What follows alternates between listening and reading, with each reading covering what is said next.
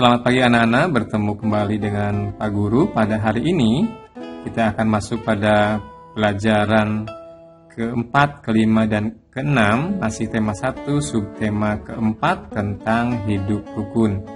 Pada pagi hari ini Pak Guru akan memberikan materi pelajaran tentang pelajaran bahasa Indonesia dan SBDP. Pertama, kita akan mulai saja dengan pelajaran bahasa Indonesia. Menyebutkan kalimat penolakan yang baik.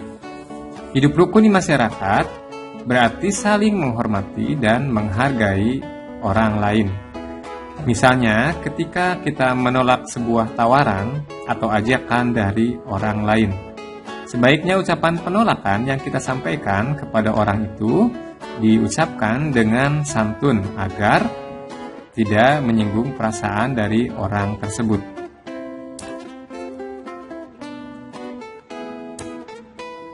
Menyampaikan kalimat penolakan dengan kalimat yang sederhana itu sangat penting karena untuk menjaga sebuah kerukunan antara kita dengan orang lain.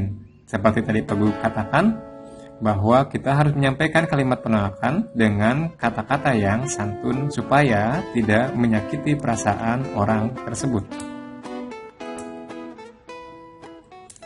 Kalimat penolakan juga dapat kita temukan dalam sebuah dongeng atau cerita yang ada di buku atau majalah, ada di buku pena juga mungkin ada. Nanti kita bersama-sama melihat contoh-contoh kalimat penolakan yang terdapat dalam dongeng. Sama seperti dalam kegiatan kita sehari-hari di masyarakat, kalimat penolakan dalam dongeng juga bisa kita lihat, kita temukan biasanya juga dengan mengucapkan dengan kata-kata yang santun. Demikian pelajaran bahasa Indonesia pada pagi hari ini tentang kalimat penolakan yang harus kita sampaikan dengan santun agar tidak menyakiti perasaan dari orang lain. Nanti ada beberapa pertanyaan yang harus anak-anak kerjakan dari buku pena tentunya. Anak-anak bisa mengerjakannya. Nanti Pak Guru akan kirim lewat Google Drive atau Google Form. Nanti tugasnya ada di Google Classroom. Kalau anak-anak mengalami kesulitan, anak-anak bisa bertanya dengan Pak Guru melalui Japri atau dengan WA Group. Terima kasih, selamat mengerjakan. Nah, anak-anak setelah tadi belajar dengan Pak Guru pelajaran bahasa Indonesia tentang kalimat penolakan, pada kesempatan ini anak-anak akan bersama dengan Pak Guru untuk belajar pelajaran SPDP. Pelajaran 4, 5, dan 6, tema 1, subtema yang keempat. Pertemuan sebelumnya kita sudah belajar tentang membuat karya seni dalam bentuk kolase dari bahan alam tentunya ya. Dan Pak Guru Pak Guru sudah terima hasilnya, tapi sebagian Pak Guru belum sempat untuk memberikan nilainya. Pada kesempatan ini, Pak Guru akan memberikan materi tentang karya seni dalam bentuk mozaik. Apa itu karya seni dalam bentuk mozaik?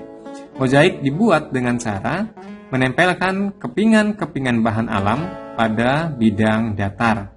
Ada bahan dari alam, ada juga bahan dari bahan buatan. Bahan alam untuk membuat karya seni dalam bentuk mozaik antara lain contohnya pecahan telur, biji-bijian, dan potongan dari kertas. Coba kita perhatikan contoh mozaik yang akan Pak Guru tampilkan. Ini adalah sebuah karya seni mozaik dari pecahan-pecahan keramik yang dibentuk sedemikian rupa untuk membentuk sebuah karya seni. Kita lihat, ditempelkan, dipotong, kemudian ditempelkan membuat sebuah karya seni yang bagus untuk kita nikmati, kita lihat. Dan anak-anak nanti juga ada tugas untuk membuat karya seni dalam bentuk mozaik. Bisa dari tadi bahan alam, tentunya pecahan kulit telur, biji-bijian, kemudian kertas, potongan kertas, dan lain-lain. Untuk bahan buatan nanti ada dari keramik dan sebagainya. Nah, tugasnya akan Pak Guru sampaikan di Google Classroom. Anak nanti bisa mengerjakannya dan memfoto hasil kerajinan yang anak-anak buat melalui Google Classroom. Terima kasih. Selamat mengerjakan. Tetap ingat protokol kesehatan. Terima kasih.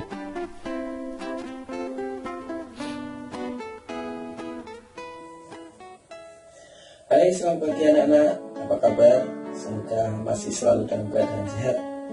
Kali ini Pak Guru lanjutkan untuk materi selanjutnya, yaitu dari Watan Matematika.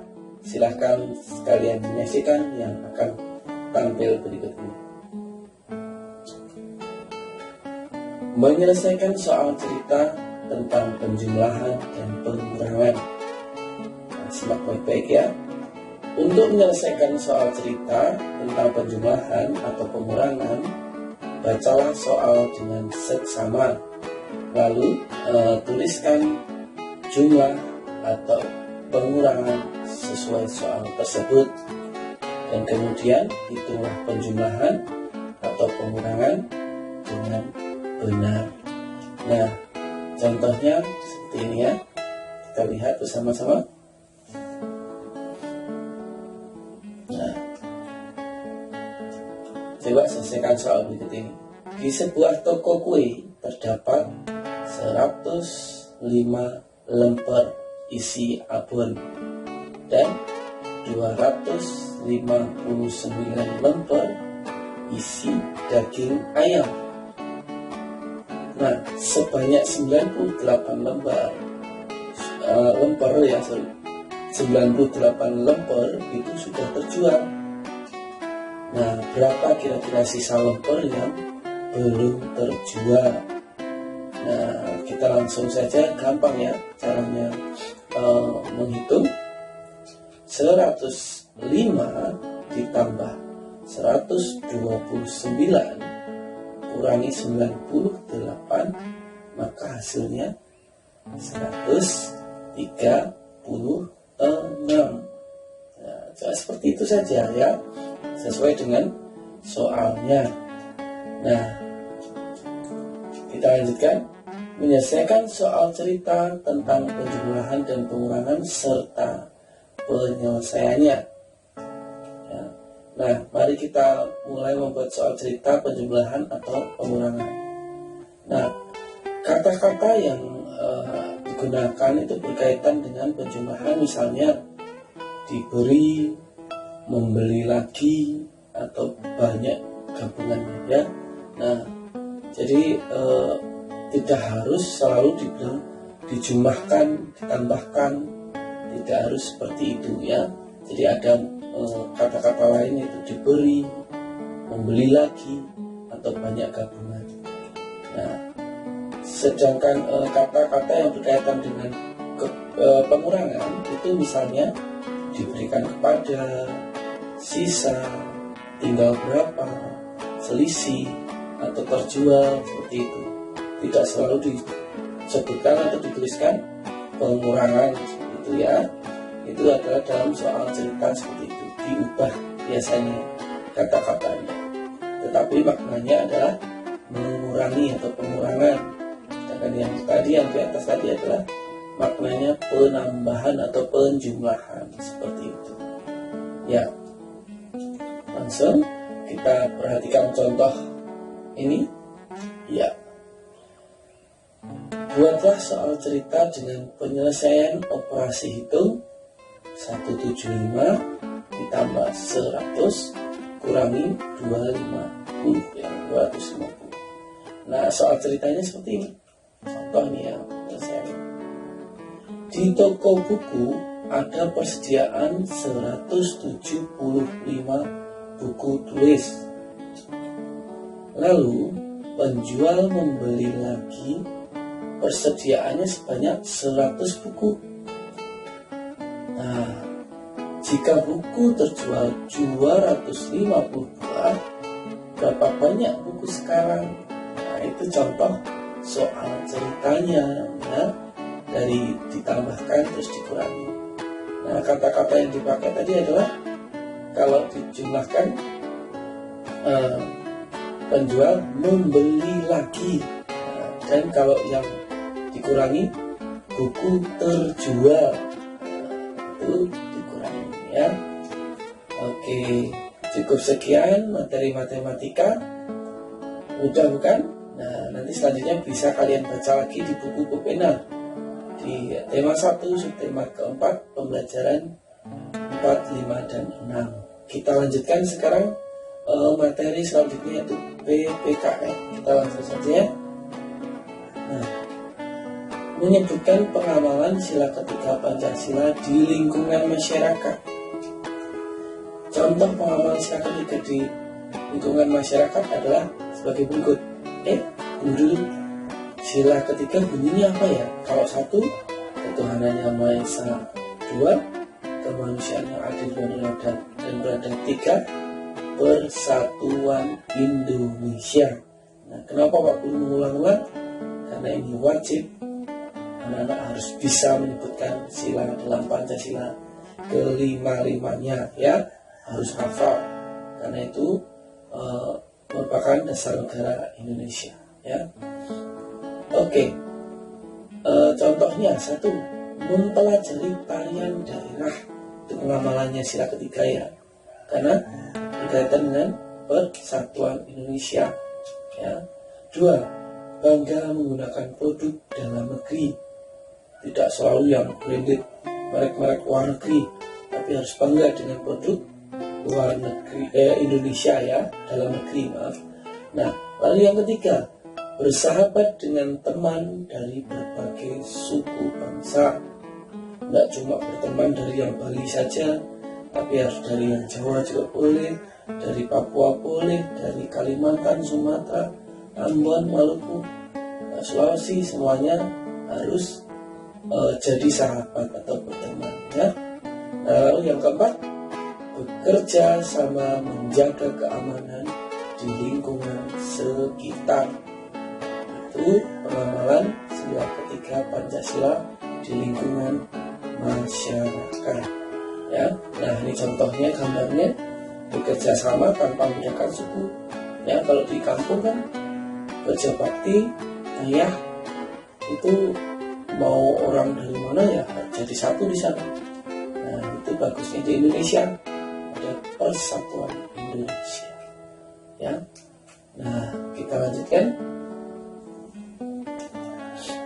Menyebutkan pengamalan sila keempat sekarang, Pancasila di masyarakat. Sila keempat kira-kira bunyinya apa ya? Kerakyatan yang dipimpin oleh hikmat kebijaksanaan dalam permusyawaratan perwakilan. Nah, ingat baik-baik, paling panjang ya, tapi harus bisa. Pengamalan sila Pancasila harus dilakukan dalam kehidupan bermasyarakat, baik dari 1, 2, 3 maupun 4 ataupun ke 5 ya. Nah, dan masing-masing pengamalannya berbeda namun saling terkait ya, seperti itu. Jadi agak mirip-mirip, sila 1 seperti ini, sila kedua seperti ini, jadi hampir mirip ya.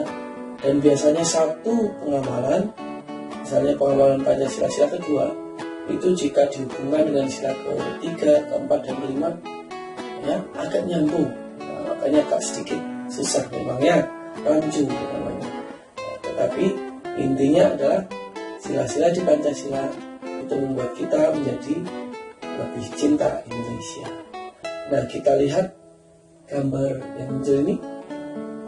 Ini adalah seorang bapak-bapak, bukan seorang ya, banyak bapak ya, bapak-bapak sedang mengadakan rapat di kampungnya, di desanya. Nah, mereka mengadakan musyawarah dan mereka saling menghormati pendapat orang lain. Jadi tidak saling menang sendiri, ya, saling mendengarkan, saling berpendapat, dan tidak ada yang mau menang sendiri. Nah, contohnya, bagaimana jika kita besok bekerja bakti? Nah, yang lainnya, oh baik Pak, setuju, gitu ya. Jadi saling bermusyawarah untuk mencapai mufakat seperti itu. Nah, ada yang bilang, wah ide bagus Pak. Jadi menyelesaikan sesuatu masalah itu harus dengan bermusyawarah. Inilah contoh pengamalan sila keempat Pancasila dengan cara menghormati pendapat orang lain dalam bermusyawarah. Ya, nah menunjukkan sikap bahwa kita harus bermusyawarah untuk mencapai kesepakatan atau mufakat. Nah, tadi seperti Pak Guru bilang ya, itu ciri atau karakter dari sila keempat. Nah, kita lanjutkan lagi, menyebutkan pengamalan sila kelima Pancasila. Sila kelima bunyinya, keadilan sosial bagi seluruh rakyat Indonesia. Nah, sila kelima menunjukkan sikap adil terhadap sesama manusia. Meskipun sila kedua juga ada yang adil, ada kata-kata adil, kemanusiaan yang adil dan beradab. Nah, makanya itu tadi Pak Guru bilang saling terkait ya. Sila kelima sama sila kedua hampir mirip, kalau digabungkan lagi mirip dengan sila ketiga juga seperti itu. Jadi kita harus jeli ya. Nah, pengamalan sila kelima Pancasila di masyarakat contohnya adalah seperti ini. Gotong royong membersihkan lingkungan bersama-sama ya. Nah, keadilan sosial bagi seluruh rakyat Indonesia. Nah, adil yang satu ya, nih, mari kita membersihkan, kerja bakti membersihkan lingkungan, anak-anak membersihkan sampah kering, ibu-ibu menyapu, dan para bapak mengangkut sampah ke pembuangan ya. Nah, jadi masing-masing dibagi sesuai kemampuannya. Anak-anak kan nggak bisa berat, makanya di sampah kering, ibu-ibu biasa menyapu, bapak-bapak angkut-angkut barang yang berat. Nah, jadi adil, keadilan sosial bagi seluruh rakyat Indonesia ya, membaginya secara adil. Nah, cukup sekian materi dari Pak Guru, dari Pak Wan dan Pak Rudi. Untuk selanjutnya silakan mengerjakan soal yang sudah kami siapkan. Tolong dibaca baik-baik perintahnya, lalu dikerjakan. Untuk tugas praktek itu bisa dikirim lewat Google Classroom di kelas masing-masing ya. Kalau untuk mengerjakan soal ini langsung otomatis bisa masuk, nilainya bisa keluar ya, tidak perlu diupload hasilnya, tidak usah ya. Jadi kalau latihan soalnya langsung dikerjakan. Nah, prakteknya, tugas praktek SPDP-nya baru difoto, dikirimkan ke Google Classroom. Baik, cukup sekian dari kami. Selamat siang, selamat mengerjakan. Dadah.